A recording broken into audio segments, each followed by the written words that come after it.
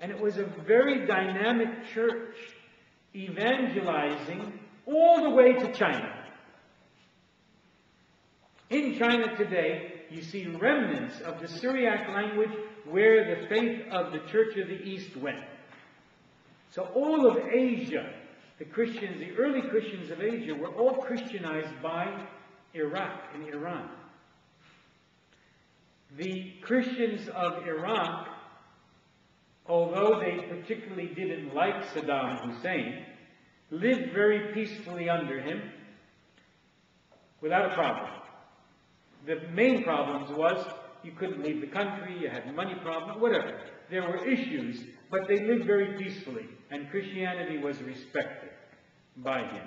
In fact, he gave big bucks, big money, to some of their churches to build there, and even in the United States when their first group started to come.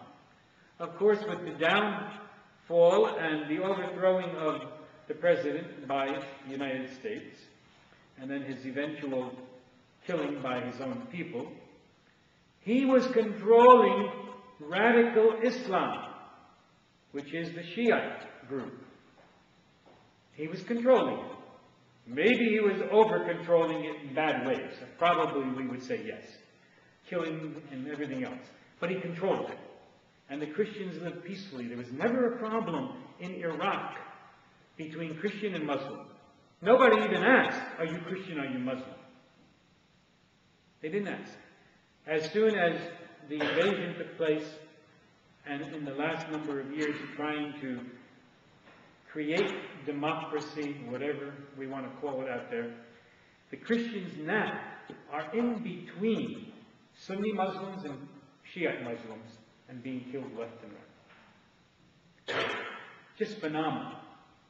We're only hearing a few big things. This is the one that happened last Sunday, where 58 people were killed in a church. The Syriac church is very large in Iraq too.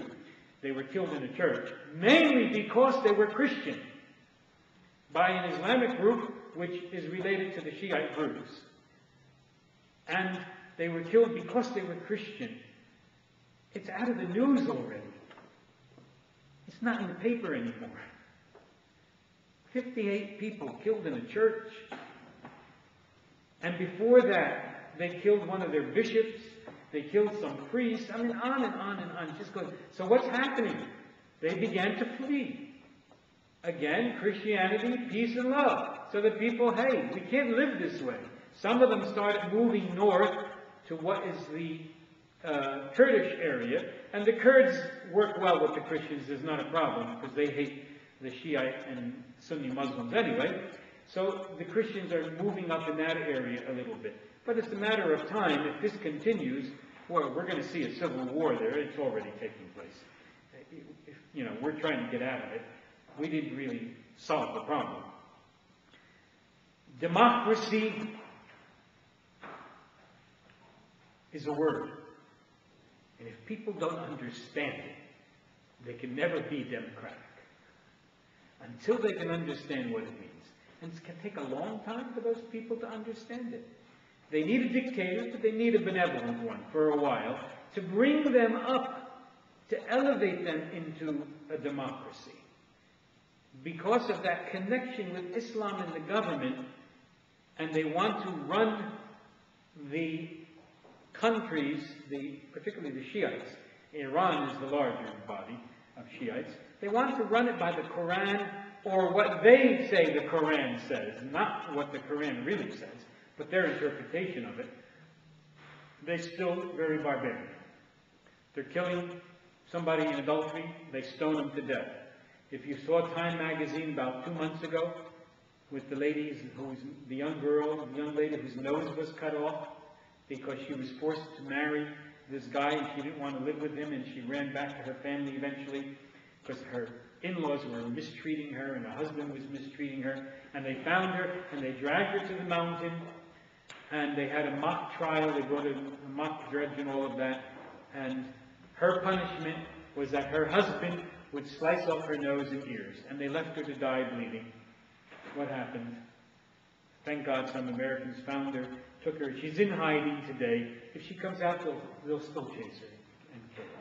So there now we are seeing an outright attack on Christianity. That normal Islam did not really do too much in the other countries. Now we're seeing an outright, so the people are leaving. The percentage of Christians there today is less than half of what it was before we entered to overthrow the president. And where are they? Sweden, if they can get out. United States, Canada, Australia, wherever they can go. In the beginning, the United States was not even giving them visas. We overthrew their president, and they're being killed, and we wouldn't help them to come to the United States to save their lives. Now, finally, we're beginning to see, as we're exiting, trying to exit that war, we're beginning to see that it's not stopping. The Christians are in the middle. So, we're beginning to help them a little bit more as a government. But we're emptying Christianity. The big fear of this radical Islam that has been growing since particularly 9/11, and before that, but particularly 9/11, and after that, most of it is based on still the lack of creation of the state of Palestine since 1947-48. Had that been created way back when and forced upon the Jewish people, we wouldn't see some of this fighting going on. But again, this is history. What's going to happen? The churches in Syria are depleting in number. We see that happening all the time. Economic reasons. Not so much Muslim torture, but economic reasons. And better life someplace else for your children. Better education. So they're beginning to leave. Now, with the new president, things are a little better. But he's alive. It's amazing he's alive, because his father was such an outright dictator, almost like Saddam Hussein. When he had a small group of radical Islam in the city of Hama, not far from Aleppo, trying to overthrow him. Before the West even knew anything, he went into the city with bulldozers and guns and everything else and killed 300,000 people and destroyed most of the city and rebuilt it before the West knew anything. Was that the best way to go? I don't think so. But ever since that day, he never had an uprising again against him. Now his son has really revolutionized Syria and has gone totally Western in freedom. They won. He's alive. The fact that he's alive is important. But, because the majority in Syria are Sunni, the more mild form of Islam. They're not the radicals.